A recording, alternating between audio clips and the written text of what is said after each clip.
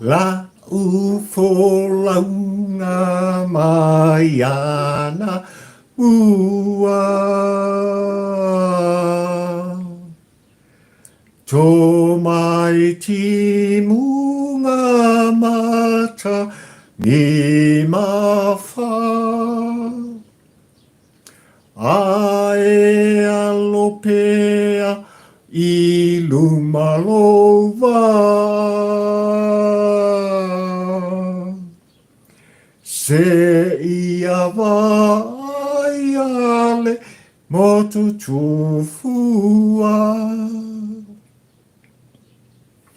Alo, alo, alo la ufo e taunu lo tafa moe moe. Tre alo mai.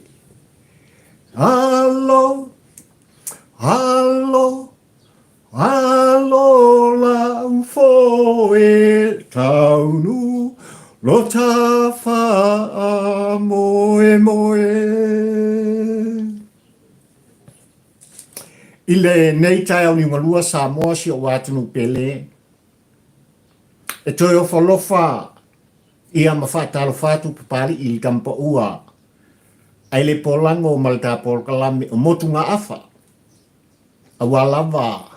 E longa longa puyali ina o lau tāpua inga malau sila mai moa Samoa. Ia. I le pol kalame Fefe pea. A papari ile nei fio iwa a taula mo le lua. Le au na e tu whono mo tu alanga se mo mori lava. Le mau ina ia tau nuu. Le wha moe moe ngai le aunga au te. Ma fua I sia sa moe. E leo toi pō malai. I lau sila mai moa ma lau sila tāpua. I mea o tūlai mai sa moe I le tau ringa lua le nei. Wa le manofo ai. Le tāpua inga Pulotu. O leo puto tino sa moe ma lau tāpua I whawhongfonga li nei taia. Ua lolongo I tu e fia o le laulangi. Ile mta upulawa e pe o na tu whono ma tu alanga ai. Papari ile nei le au au na whatawa. Le anga e au. E au lava sa moe. Ina ia tau lau o le wha moe moe. E wholau lea. O leo puto kino lea. E wholau lea a papari ili kampa ua ai le polango. Le whau e sila mai sa moe ne nei tai au. E leo solo muri lava. E momoni le mau. Le finangalo oe sa mo poto. Ai o le tu musu. Al tapua inga Pulotu. Ai nei tai au sa moai tūranga te ona he. Tara iane I aunga au te male au tuo le launga whatampa ua ai le polango. O leo putau tino sa moa si o atunu pele. O te le Fefe I le oti. Ai o te Fefe ma o matau sa moa. I kapua inga Pulotu. O putau tino lea. O te le Fefe I le oti. Ai o te Fefe ma o matau sa moa. I le kapua inga Pulotu. Ai lau tāpua inga sa moai, o lele olo e pō ai whala maula liula. Tāpua ia, whaiva olo whapena. Ona whita I tunga I ai, e pa ia mare mamalu o Samoa, I so se tofi, I so se ngā duenga. Ai ale tā leni a papari ina o mai lia tua o Sapota. Anga I atu Samoai. I le tawhainga malo mo mea o tūlai mai ma ua tutupu I le tai au ringa lua le nei.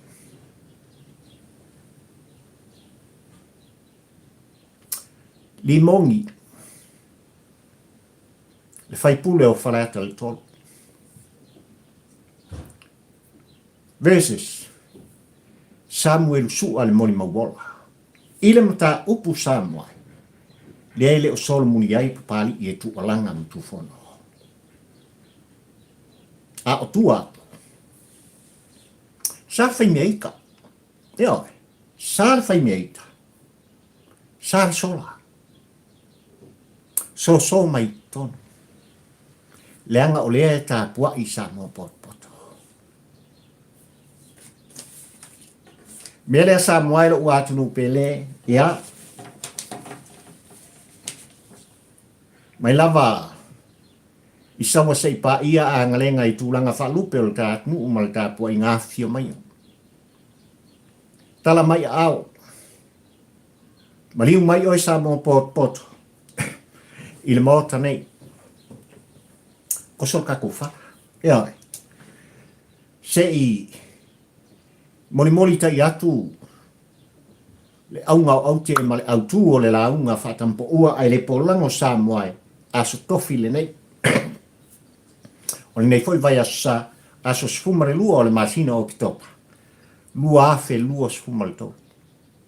E o le autuna launga pari i tampo ua ai le polango i tae o nei Samuel. O te le Fefe le oti. Ai o te Fefe i tapua inga Pulotu. Le tapua inga o e Samuel pot. I tūlanga e pei ona iai. Le tāleni, le au onanga. Whatampo ua ai le polang, mo mori le mau. Ave le tu muso. Fangu. Ilu tā malo i mea o tūlai mai. I le tai au ringa lua le nei. Le pule rimoni a yafi. Versus. Samuel sua. Le moni mauola. Sala fai meika. Ea. Sala sola.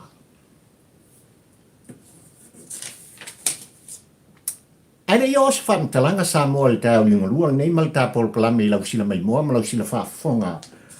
I le ato anga. O le launga whatampo ua ai le pola.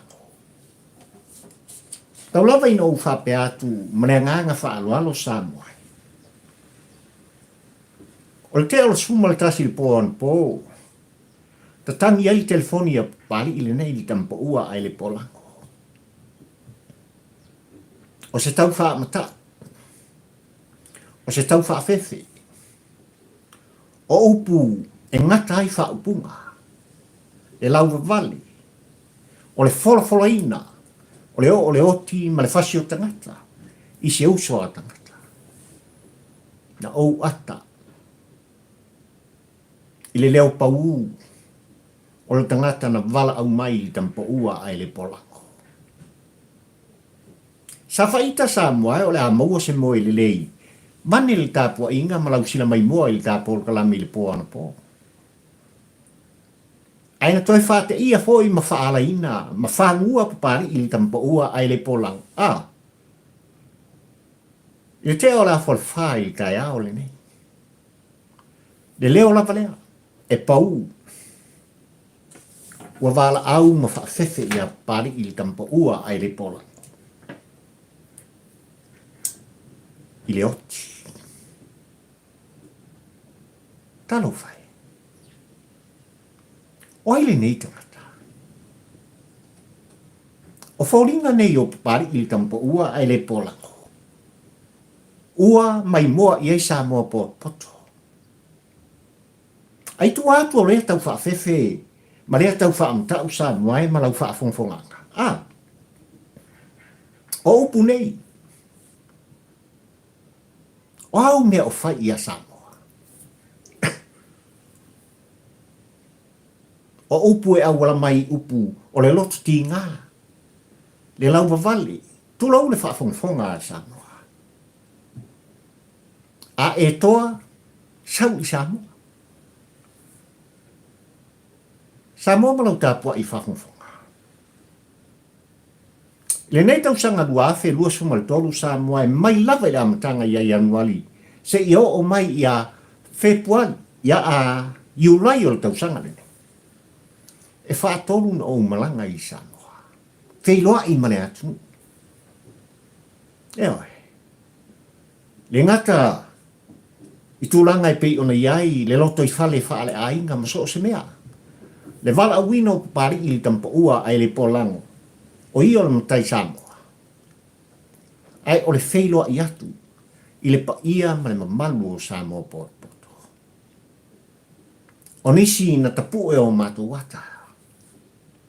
O nisi na talano mai i le anganga o le wha malo ma le wha aftai. E moli moli te mai. Ono lo lato wha afonga anga. Ma le tau muli muli. I la ngona ma manatu wha tampa ua ai le polango. Il tu fono ma le tu vala. Ioi. O nisi no lato moli te mai se tu alalo. Se fau tuanga. Papali pupula o mata. O lo lama le fili i ate oi. O ai papali i amo le lua Samoa ai malau tāpua i whafungfong. Ua lama ai. E le fili mali te apolo. Ai o ngā luenga mali tā leni na mai ele tua o sāpota. Tu whono ma tu wala. Le aunga leo auti. Le autuo le launga papali i tampa ua ai le polango Samoa i le tai au di ngalua le. Opu tau tino. O te le Fefe le oti. Ai o te matua i Fefe ma o matau Samoa. Le tāpua i ngā Pulotu. Ai a. Le tāpua i whafongfonga Samoa le atunu ue peli. I le whatua papali i le tampa ua ai le polango. Ne i mea ane ua uoti. Ai o te le i whaia. Ma o usta ia. Le tu umumosu lea. Le tāpua i ngā lea. O tautua a mo tātou mātua Samoa. O lo tu umumosu mai ai i a pari i tampa ua ai le polango. Awal fo'i awal solmuri. Tu alanga. Tu alanga. Samoa malau tāpua i whafungfonga ua over fast fulu tau sanga. O uloto i tonu le ngā duenga. Ona e tā ua i a tea u le tāleni na umai ele atua o sāpauta. O te leo tanu mia. E tu vala au lea. Ele mwhai ona whaangalo i ngā i a tea u. Nisi o ta mā. O le atunu u Samoa e talo whai. Lea ua loto i tāpua i ngā Pulotu i tāiau ni malua lene. I lo lato tu umumusu i a pari i le nei i tampa ua ai le polango. Whetalainga i a tolu ono pitoni. I le ngāgu ngā whai a papali i mai tu umumusu, ale nei fo i tamao le atunu u Samoa. Papali i, whaama ai le mata o le peni. I le taimi o tustusinga Samoa. I le ngā luenga whita sa whita i tunga ia. Awa lava le whailohi o mea sa tutupu ua tutupu. Ma le ano noa i Samoa o mea ua tutupu i tai au lingo lua lene. Le sunga i le ri Fefe au. Ene sa ngala. Pali i. Tatai le ngā luenga i le moa o le ala. Ia e wha moe moe. Ma ia e wha tua i le atua. E mauai le marosi anga. O le ngā luenga ma le tā leni ua ia te oe. Talo whai ia papali i whio i wa ai oane. O le usa matua o papali i amo le lua le nei.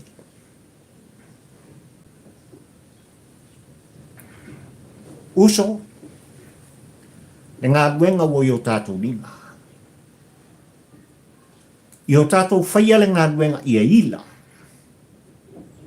Ma i a taunuu le ngā luenga i lona taunuunga. Le anga e whaingatā le tāpua i ngā Samoa whafongfonga. Talo whai. Au mato loto i tūlanga o ngā luenga whatu stala Samoa e malau tāpua i whafongfonga te au inga lua le ne. Ai le varau le tua o sa pota. Isi o mātou te mā. Le sunga le pari I amo mua mua. O lana tu walalo.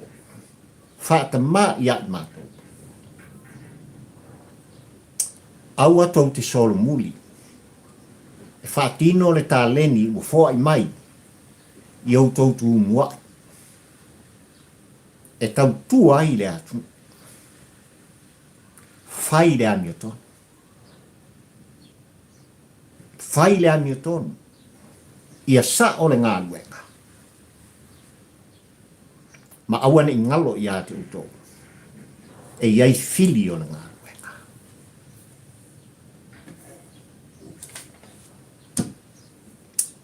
Ai, o le tala e whai li tama o la uli. Le tama I titi se ungongo po le tampo ua ai le polango Samoa.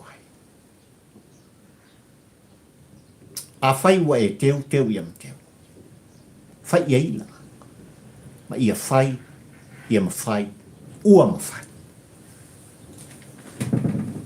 Sa momalau tāpua I whawhongwhonga ai se awa o papa I ai tūlanga e pe ona iai. Le tau tōla ula wina o nisi o te mana tuaina. I le tū mumusu ma le tāpua inga, leo lo tū feula mai pea. Le anganga o le upu ma le whaamtalanga, I le au auna whatau waa, I le tau li ngalua le nei. Mo mori le mau. Nanga e tāua. E tāua tele Samoa. E tumu I le whaaloalo. E tumu I le alofa.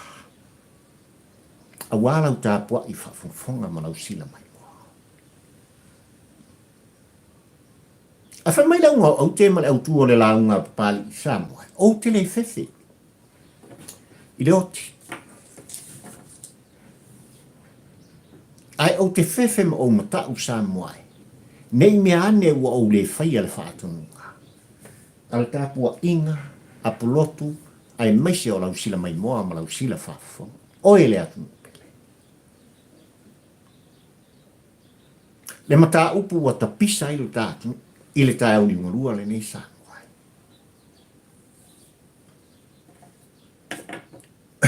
O le mea mua o te fia longolongo I nai, le tāpua I ngā oe Samoa potpoto. Ia mauru tō vai. Tātou tālia lupe o maungu. Mafua isa. Whaafitai tāpua I ngā Pulotu malatu umusu ua longo mai ai, ia fuafuanga alana fionga le loia sili o le tātunu, ma le official loia sili. I le matau, e pei on tapisa ai, o tātunu ui kai au li ngurua. E leo toi pofo I mala e tūlanga I pei ona iai, le fionga le loia sili molona official Samoa ile le lava o tangata whaingata. Ai o lau puto tino I tūlanga I pei ona o mai iai le moni mau I tāpor kalame o te longo I nai lau tāpua inga Samoa. E leo solmuri li loia sili. O puto tino. Wai lima o lana fionga li loia sili le mta upu ai maise o whaila manisi o wha maumaunga. I le mta upu lapa, hit and run. Le maliu o la tali I o tu au e pei ona tua I ai, le fionga I le li fai pule. Ia le pule rimoni ai afi. Ona o le mori mau o la Samuel. O mau tino fo I le mori mau o mai I ka polkalame Samuel. Wai ai fo. Ma wha mau maunga o tūlanga I pei ona wha lau I loai. E le sunga ia Samuel sua. I api o fōringa. Le mori mau. Leo e whaafonga mō tātou whalongolongo I ei Samuel. E se tau. Ua mai a whesotai. Lana fionga le tamaita I loia sili Samuel, ma le official loia sili o tātou. I leo o ni usila nei. I le mata upu e pei ona umai ai. Le whaatonunga. Ale kāpeneta. Lea sa auto whaafonga mo whaalongolongo I eina fonga ina. E lana fionga. I le sui pāle mia o le tātou. Una fionga le sa oli. Le fionga I a tuala. te vanga Bonifacio. Ese le tā. Ese le tā ua o le tu musu. Ese le tā ua o le avea. Le tā ua le o le tu fono ma le longo pui alina. O le whaafonga anga sa mo pot. Ai mai se lava le whita whainga malo. Ma i lato e fitoa e patino i ai. Le tu alanga ma le tu bala. Mauto vai sa mo. E leo toi mamau. Upu tau tino le al tapor krame. E o tatu vaia le ata o tau lea. E leo toi mamau fo i sa moai a e whaafonga mo whalongo. Ua whaataunu ina. Le mana onga o e sa moa poto. Le mana onga o le tapua inga pulotu. Le mafuai le tufono ma le tu alanga. Anga iatu ni tanga luenga o leo. Anga iatu ni tawhinga malo. Anga iatu i lana fionga i le loia sili. Le anga o le mata upu sa moai wala walunga. I le tapua inga a sa moa mo tangata. Ua le ngata i whanua. Ai o so se mata bau o le ke lope ma le olanga. Upu tau tino leo.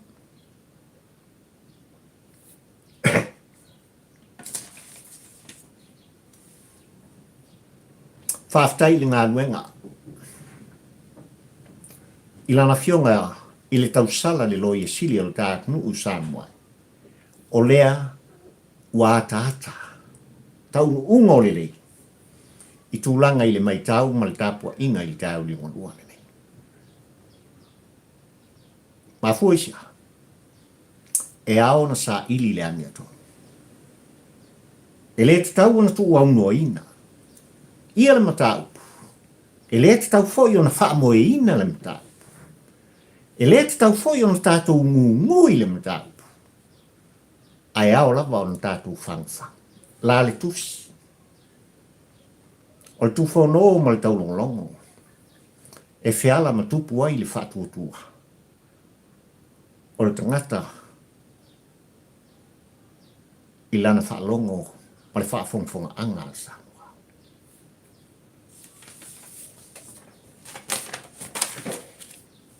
Tātou la fwa i le ngā luenga i a aolo i sili sa mai. Tūlanga lava e pei ona iai. Ia le mata upu li tai au lingua lua le nei. Ai siana wala awel te ngata leo pau i a pari i le po ana po. Ma le wawe au li tai au le aso nei sa mai. Le aso u fwa i mai e le tua o sa pota. I lo so sua folau ma le ola whatau wa au pa. E ai se, vaenga o le tāpor kalame, wa e mori mawina sa moai. O anga i ai se whaamatalanga i tūlanga, o mea tātou tele i vaia. O mea wau tau whaafafonga, ma pupula i ai mata o pari i tampa ua ai le pola. I le ano noa. O whaamatalanga, o whaasalaunga. Awane ngalo i ate oe malitu o langa malitu wala au. O motu ngā awha whaatampo ua ai le pōlango. E mo mori ai le mau. Ea. O le itu o le momu. Ai o le momu o le mutia. Awane ngalo i ate oi. O mata ne. Le au nanga le nei. Le tautuanga le nei. Awa lava sa mo poto. Malang tapu inga. E mo muri ai pea. Le mau e le sol muri e le fefe. Sarika. Sarika sar sola. So maito. Eo. Tatou so maito tonu. Tatou te tapole. Tatou te taupule. Tatou te talanoa. Eo. I tūlanga e pe ona iai, leonga onga o le mata upu sa moai. No wata I tai au nei Samoa ina ua whalonglongo. I le finangalo, o le esa avea, ma whaululunga, o le mtanga luenga lo soifua malolo ina lo tātunu. Le sunga I le li fo mai I le whetalenga I ale ausa. Tatena seri. Ina ua fisiringi lava ele porkalame tau whao soso ale urungali I Australia tūlanga o sona finangalo. I le mata upua o ngaonga ua tūlai mai, ma ua tapisa I le atunu. I le tae au ni ngarua le nei Samoa. O le fisiri. Lau sunga le li fo mai. E se fuala au, e inu mia e stangata. E whaate ailo naita. E ese le mana I o le tali a le fo I tamali. I lau whaalongolongo I ai tau ni ngolua le nei Samoa ua mafu ai. Ai, whea unga le lei. Ma le leo pau na tu alanga ma wala au I a papari I le po ana po ma le waweao le aso le. Ua mafu ai le aunga au te ma le au tuo le launga whatampo ua ai le porango. Tali manino whetalainga I ale ausa I le porklame le Samoa. O le ita e le ise fuala. Eo. E le ise fuala au.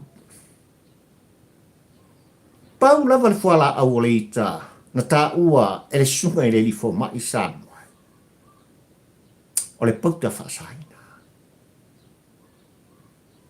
E ese le mali. E te mimitia ma e sinifi I ai. Ona le ai a lea o se ita I a te oe, mau. E whaari ai o mawhauwhaunga. E whesota I ai o langona. I so se mea. Nā ngā I ai le lalo langi o lo tangata. Ona maua leo oe I le ata. E whesota I fōi o langona mō mawhauwhaunga I le sinifi inga. Ma le mimiti ina o le aisa Samoa. E tutu mai ai luma o ufolinga. Mata o I lato e te ita I ai. Ona e atare I ai. Paulona. A oina umane malusi anga o le aisa ua mimiti ina ma sinifi inga. E le tangata o lo I a te ia le ita. Ona ita lea. Ona ita.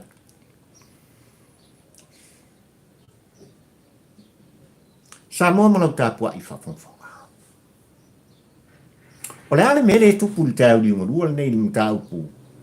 I le li whaipule o wharata le tolu, ai mai se fōi o le mori mau o Samuel sua. O le asau whawhongwhonga anga, o le asau maitau.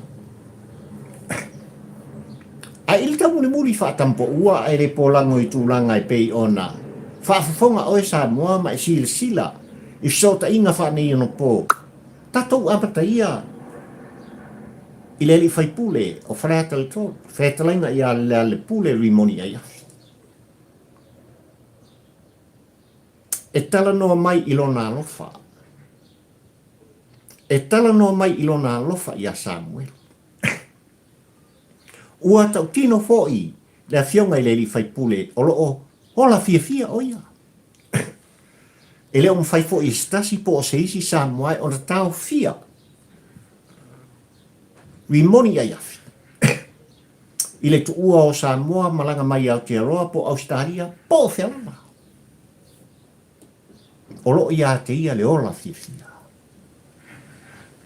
Le ola fia le a Samoa I tūlanga I le mai tau a papali I le tampo ua ai le pola. E au ngā fuala au le talona mai ai. Ia le ausa tate nā seri le sunga I le li fōma. Upu tautino. Ai ao ina umane malusi anga o le fuala ausa mua e whailoa ai langona ia. O le ale me tupu mai tua. E ai taimi. I le tau muli le mata, le mori mawina e mata o papari I le tampo ua ai le polango Samoai Ai mai se le tapo inga aplo. E iei fōringa ita o lo tangata. E fōringa ita lea, e mafu ai.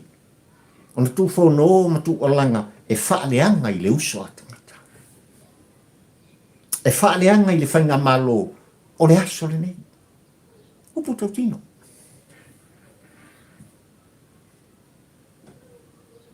Upu tau tino i tūlanga i pe ona iei li tau muli muli. Al pol kalame a pari i li tampa ua ai le polango i la ngona whi ade. Mengo le upu tau tino sāno. E whai fo i o e whaalele. Ai o lau mai tau no nofo ma le talanoa a papari i li tampa ua ai le pola. E ese le tāua. Ia. E are mori mau o Samuelu e whaafonga Samoa i tau li murua. Ua tau tino e Samuelu.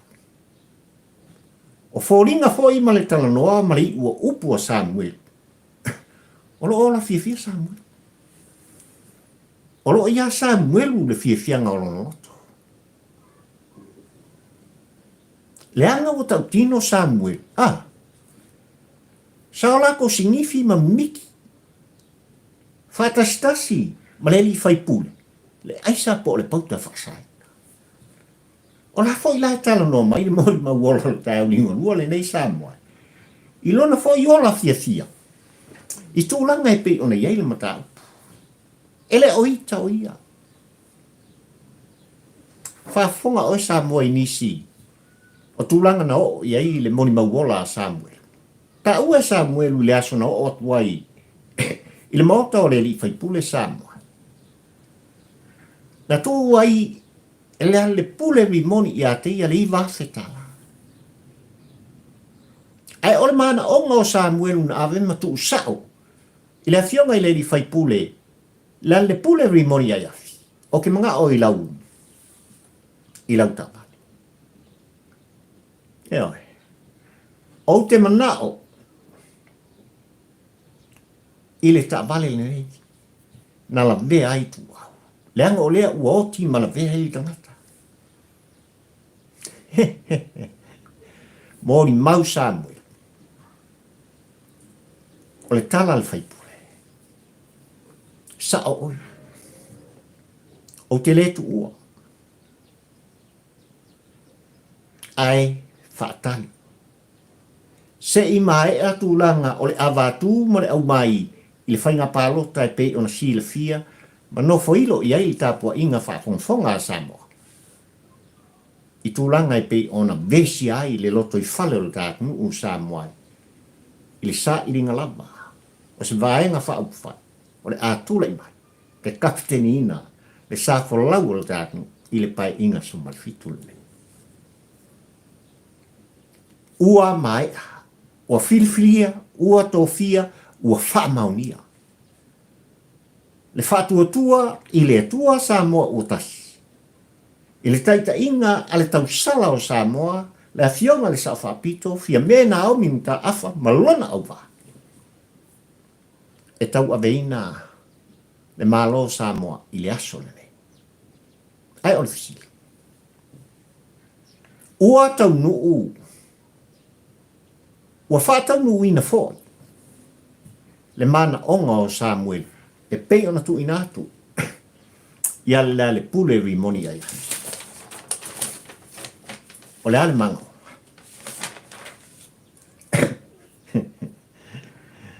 Al manga onga o siri o Samuel. Pei lava on ta ua e Samuel i lau tu tāpua i whafonfonga Samoa. Sali. Se rei o ke mga umia lau lengku, sali alang ula vea i tangata. Ele i taunu. Ele i taunu. Olo o te ena. E lea le pule ri moni a yafi. I lona whapea mai. Ua wa ai ma whilo ai. Ma le moni ma wala. Ai ua tau tino foi. Le a fionga i le i whai pule. I li tangata na watu i lona whane. O ai ngā tangata. O Samuel sua. Ea. Ua tau tino foi. lea le pule rimoni i lona alofa moripo i le sunga ia Samuel. Samuel lo fisole leo. Ua tau tino foi. Lea fionga i le li fai pule o falata le tolu. Lea le pule rimoni ai afi Samuel. O Samuel. O le moni mauola. I le mata upu. Lea o lo ta pisa ai. Lea tunu ui ta au ni maua. E sala lika. Sala sola. Lea mo le fōringa mai le fuala au o le ita Samoa. Le fuala au le pe ona whaamtalaina. Le sunga le li fō mai i tokta tate nā seri. Pau ane fuala au o le ika. O le mimiki ma le sinifi o le pauka whasainga. Le mālaia ngā o le tonu o Samoa. Ile tai au ni ngurua. Upu totino. E whesota i ai la ngona ma mawhauwhaunga i mea lelei, o mea te atai.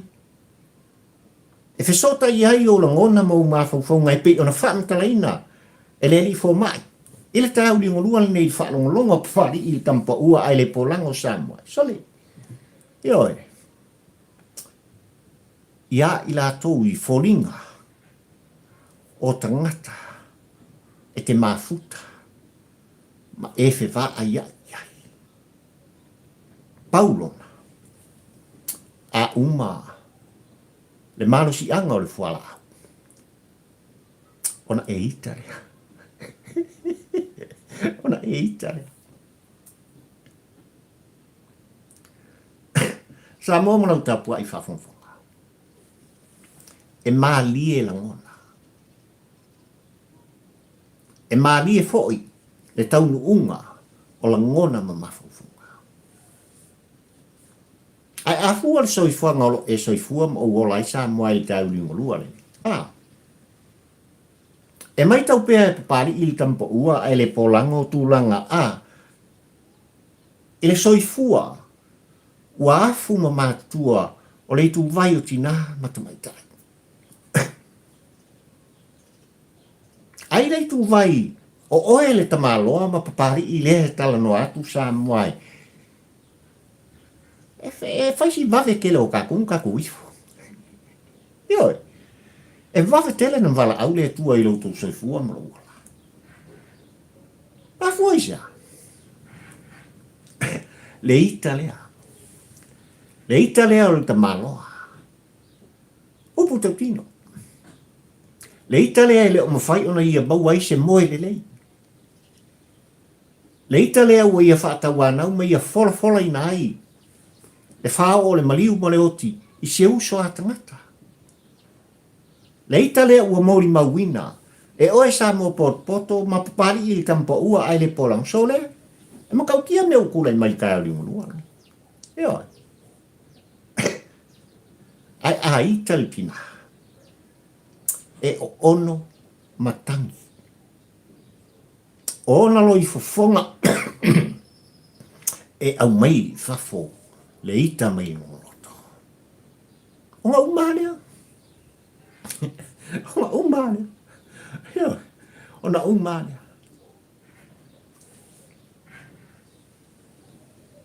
Ai le aunga o autia ma le autua le launga pari ili tampa ua ai le pola. O te le Fefe lioti.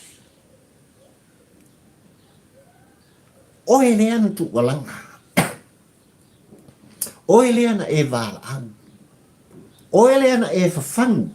Papali i mai tō whanga tu lou le whawhonga anga Samoa i tau li mulua. A sole. Wa e vala au, ua le aise fuala au olo e mimitia maulanga. Upu tautino. O upu mawhamatalanga na e tautala mai ai. E ese le ti ngā o lo finangalo. O upo reita. Ai wana o le tangata Samoa. E fia. E sinifi ma miki. Le aisa ma le pauta whasaina. E o iei la ngona whapene. Upu tau tino. A whaila, i le aso ana nafi, nga e mimi kia ma e sinifi, le ngei ang sala leanga, le nei fuala au leanga, o le malaia, ma e mauai fōringa, o papari i tampo ua ai le pola. Uma e lo, le marusianga le fuala, wa e fi fasioki a pari. E pau ngar me bo, o le moe le lei, talo fai. Awane ngalo ia te oe.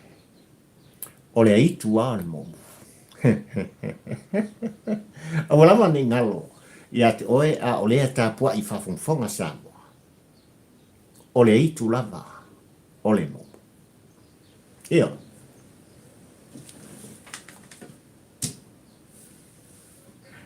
Ua manino le finangalo o lana fionga le loia sili i tāu li ngolua nene. Ua patipatia ai el tāpua inga Pulotu. Tulanga i pei ona iai le a veai ma le whalawi. I le mata upu e pei on tapisa ai. Lo tātinu uri tāu li ngolua nene i Samoa. Ai le tu mumusu ma le tu alalo. Lea ua moli tai atu. Ele au au na whatau wa Samoa. Mauri to vai. E leo toi ma mau. Ai, whaatau muina. Ma maua le tatu. O le tātou tu whono, ma le tātou tu alanga. Ai, o le mtau. E le sol muri pari i kampo ua ai le pula. E whang pea. E tu whono pea. E tu alanga pea. O puto kino. Ua tele mata upu o ngaonga. Wa tutupu mai o mai tai ringa lua nei tu tongo le tātunu u Samoa. Ngaloma. Upu takino. Nimo. Ngaloma. Nimo. Te ia uso sola whaia. Te ia usaba vali. Lau pepa. Ma wha maunga. Mai mtakan wenga o leo leo. Ele o sa mi tonu lea. Ele o sa onga fo ilea. O tatu mea umoro fai ile soifuanga le ne. Ai fa mai ale mau al fainga malo o tula i te ngulua le Samoa. O ala o tula fono. Ta ruru a fono.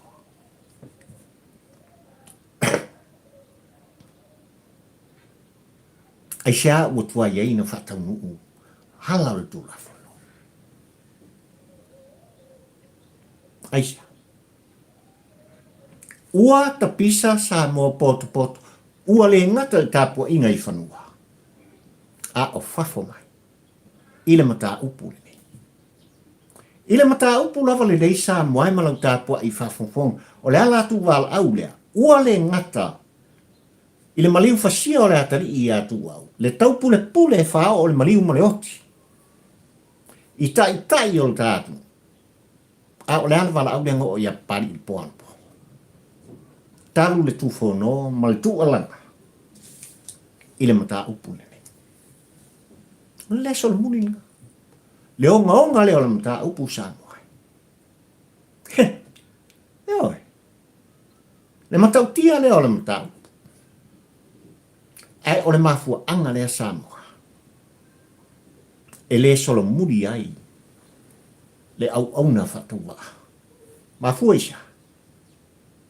O te fefe le tāpua inga lea. Eo. O te matau le tāpua inga atua ama matua.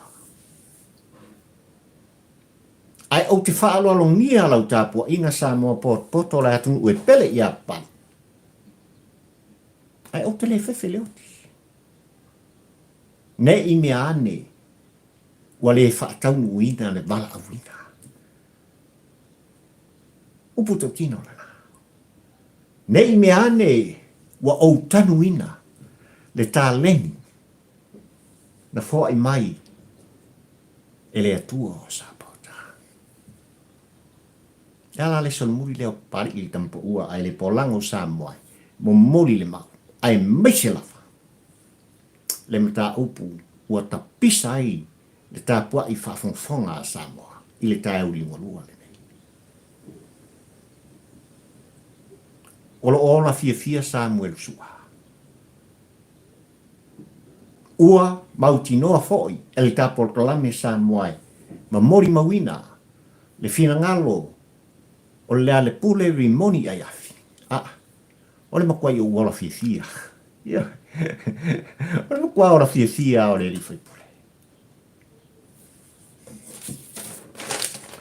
O ai ele o iai se ola fia le tae uli ngolua le nei Samoa. Fai mai mori mau o Samuel un ta upule nei. Ina ua tau nuu i le maota o le ali fai pule. Malafe iloa i Samoa tu watu lona mana onga. I alimoni ai afi i le lengplosa. Ai ole aso lava lea na ta ua ai. E le sunga i le ali fai pule. Ua o na oia. Le iwa afelea. Fai eise mea te manao. Ova le onga, ova ho isi mea po. O i foi na tā ua i ele li fai pule, le sa no nofo, ma le sunga le li fai business, le saina le sunga i a Franki. Le tau sala, i al tina, kamai ka i o meite. Nei, a fai ua a fia lo suafa. Sau e wha ma. Oi. Sau iluma e wha malo suafa. Ua ta ua le suafa mei pei, ile maka upure ngei pei ona mori mawai, Samuel sua Samuel. Sau iluma. O le lu ili nā papa ili tampo ua ai le polako. A whai ami o tonu o lo ia te oe le sa onga wa. No more beyond. Sau iluma. Whaama mālo usuafa, pe a whai e te le tauai. Ae a whai, o le mori mauola e pei on tā ua, e lea le pule rimoni a yafi Samuai, o Samuelu o le mori mauola. Ile mata upu le nei. Ia sau. A fio ai le ofisa o leo whai se mori mau mangai. Pe sa e iai, pe te ena. Po o fia lava. Tulanga. E mo moni mai ai le mau. O au male. Ua tele mano noai. Mori mau e fatu ile mata upu le mei. Ua tele mano noai i la tou. O lato fatu ina. I o latu la ngona ma mawhauwhaunga ni mori mau Samoa e te e atuai. Ia Samuel sua le mori mauola. Awane ngalo. Ua mori mawina safa anofo le sunga ia Samuel sua. I wharakan malo. Awane ngalo mea. O aina a vea iai, e ofisa o leo leo. E wha no whai, e wha ala fiai. Nai makautia. Sa mō malau tāpua i whawhongwhonga. E māfua anga le nālo tāi ui ngolua le nei. Le tūwho no ma le tū alanga whatampo ua ai le polango le au auna. E tautua ina o e sa moa i le wala au i le upu ma le whaamtalanga. O te le Fefe le oti. Upu tau tino. Ai o te Fefe lau tāpua inga Samoa. Ai e sili musa ona o matau ma o Fefe. Lea, tāpua inga Pulotu. Nei kei ua woki ngangi. Au la koe whai mai ko inga malo mākua. Sali, wa uma mea na whaatonu o e whai. Ia lai kaonga mai la tulou whaafonga Samoa. O ngai le i maua se kari on mga upu o ngaonga ua tapisa i Samoa poto. Lea la ufefena na. I tapo inga rea Samoa. Le ala umata ule na ma o fa lo ngia lo ta po ina o le hatu no pele ile ta au ni ngolua le ono o ta leni na fo i mai ele atua o sapota pari i fio i va ata ula mo le lua awal sa tu fonom tu alanga mo moli le mau tu fang tatalongo leo telem tu alanga faali o maka ia mai moa tangata uma o ila tu e alo lofa i ate oe ma tau muri i ate oe ma ila tu te lama i ate oe faali e o maka le fatu nunga le asamo esel kawa esel kawa la pesel nau pali il pese esel fifi ia la ufolau mai ana mua ato mai ti bunga matangi mafa hae alope ilu malo uva se ia va aiale motu tu ufua Samoa alo le foi ia taunu ulota fa moe eselemane upore pesesa Samoa i Aotearoa mani usila le tau li ngolua nene. Ua tai ai lunga, o le fai unga, o le vai aso o walava lau whiwhiring fai. Lou sa o tonga, lou manuia, o lo i ua ao mo tato wina. Awana ingalo Samoa le atu pele i tonu Aotearoa. Fatino ma ia whaia lau palo. Ioe. Pule oe. I laua ia tau, ma lou sila fia, ma lou iloa. Po o fia lava. Le vaenga whai e te pālota iai. Ai o le tu whono ma le tu alanga pāli i tau li ngolua le. Fatino ma ia whaia lau pālota. Ese le tau. Le nei ua aso tofi. Aso sfumane lua le nei Samoa i tutonu a Aotearoa. Tai ao le asfroli, ma le aso tona, o lo maua le awanoa. Whaia, lau pālota, whaailoa, le saolotonga o lo waiat tau, wa a vea i oe, le Samoa i tutonu a Aotearoa.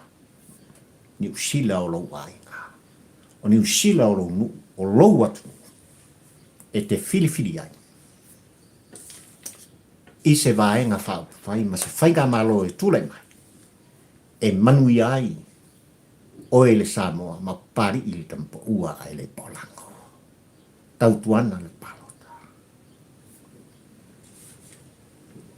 Tere ka longa le whai unga le vai aso.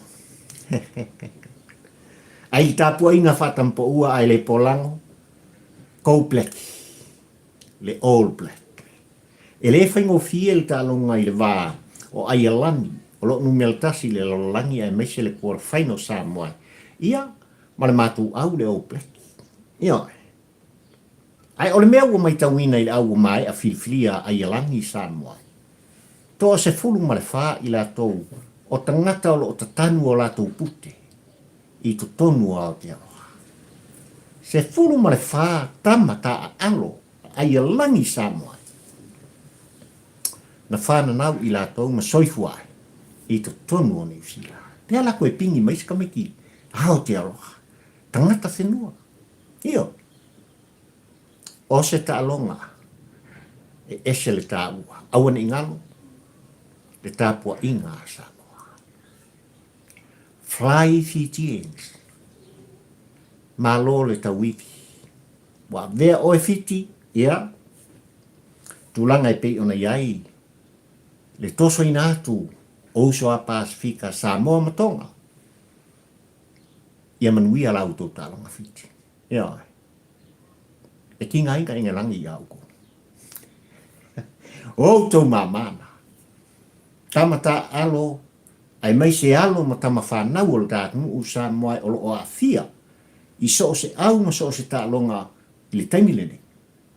Ia iai le malosi le tino. Ia iai le wha manuianga le atua. Ta alo i le poto, le ata mai. Ta alo i le polo. Ai aua le ta alo i le tino. Pei o mea o lo tupu ma ua tupu, sanga tupu pea ua tūlai mai. I le avatu ma le au mai i upu fai o malo ai mese lawa. Le ta malo tuto tasi. O Samoa le tofi o oe ma pali. Ya, pai le tua o Samoa. Mai le autua le lau ngā papari i le aso se fuma le lua le nei Samoa e masina se fulu o topa lua afe lua suma le tolu. Ia ua lava le tautuanga le upu ma le whaamtalanga. Mo oe le atunu pele. O te le Fefe le oti. Ai o te Fefe ma o ma tau Samoa. Lea, tapua i ngā Pulotu. Tua āma mātua ia. O lo tilo mai. O te whaalo alungi tele. Lau tapua i ngā Samoa. Ina i o tua asin sina ma mātua lele o lo latu po le whala ula ni ula tapua ia. Ngā lueng whai. Ai maise al tu whono whaatampa ua ai le pola i maota malawa. Ua le ngata i whanua. Aotearoa au se tālia po o whialawa. O tawhar ke lope o iai le pa ia mane malu o tua ama mātua sina le te auli ngalua le nei. Whamanuia le tua o Sapota.